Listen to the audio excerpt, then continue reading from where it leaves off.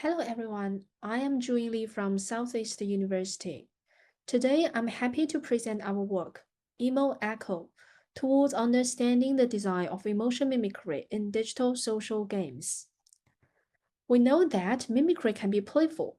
In bodily play, when players copy each other's movements, it can enrich the game experience and encourage more social interaction. But we don't just mimic movements. In real life, we also mimic other things, like emotions. So naturally, we asked ourselves, what if players mimic not just body movements, but emotional expressions? Emotion mimicry refers to the process when people unconsciously or consciously mimic each other's facial expressions. Psychological studies suggest that this process fosters empathy and helps build stronger social connections. In our work, we explore how emotion mimicry can be designed directly as a game mechanic to create playful yet socially meaningful experience. To investigate this, we designed a two-player game called EmoEcho. Here is how it works. One player produces emotional expressions, which generate in-game elements, such as obstacles or magic potions. The other player must mimic these expressions in order to interact with the elements. For example, if the first player performs an angry face, the game might summon an angry ball. When the second player encounters the ball, they also need to perform the angry expression to defeat it. In this way, facial expressions serve as a dual role. They are both an emotional display and also the controller of the game. This means that the body and emotions become part of the interface itself. We conducted a user study with 24 participants, organized into 12 pairs.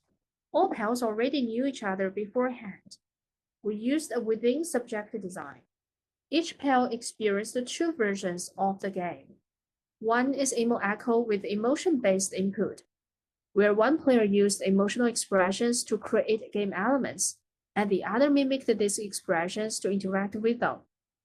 The second condition is a keyboard input version of EmoEcho, where players perform the same tasks, but controlled the game only with the keyboard input.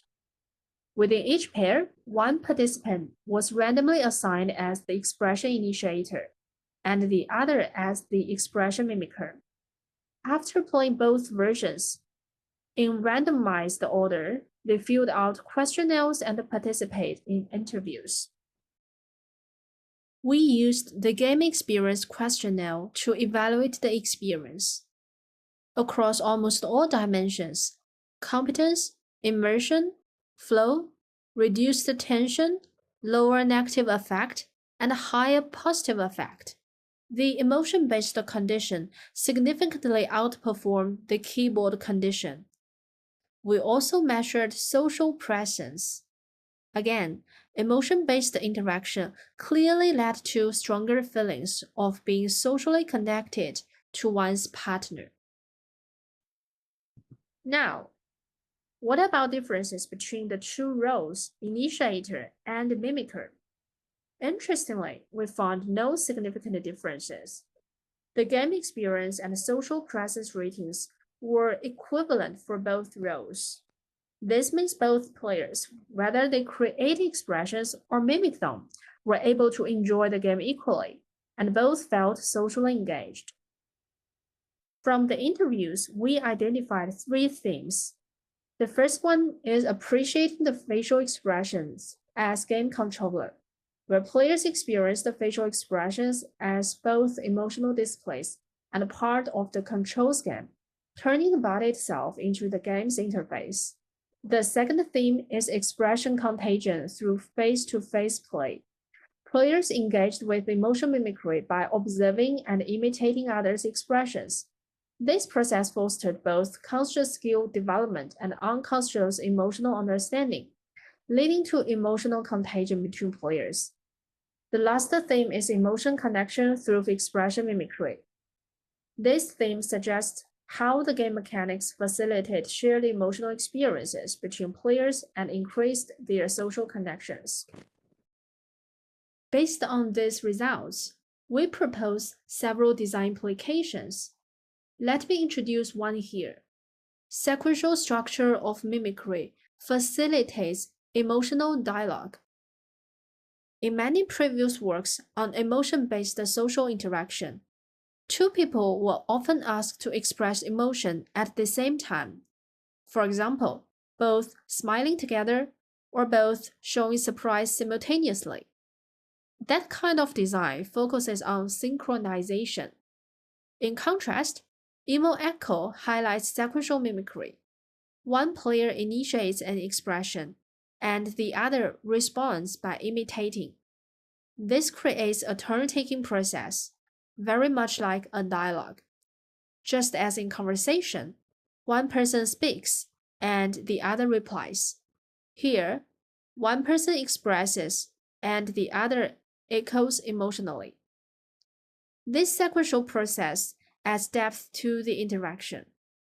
Instead of simply sharing the same expression, players are actively responding to each other. That response creates a stronger sense of engagement and co-presence. So, we suggest that designers could embrace such sequential emotion mimicry to transform emotion transmission into an emotional dialogue. This goes beyond synchronization and points toward new possibilities for more interactive and more socially connected digital experiences. To conclude, this work is about designing playful experiences around emotion mimicry among players. We believe this might contribute to the social connection and affective regulation. The understanding of this work might also benefit the design of emotion-based social interactions. Finally, our take-home message is emotion mimicry can be a resource for play. Thank you for listening. We warmly welcome you to read our paper.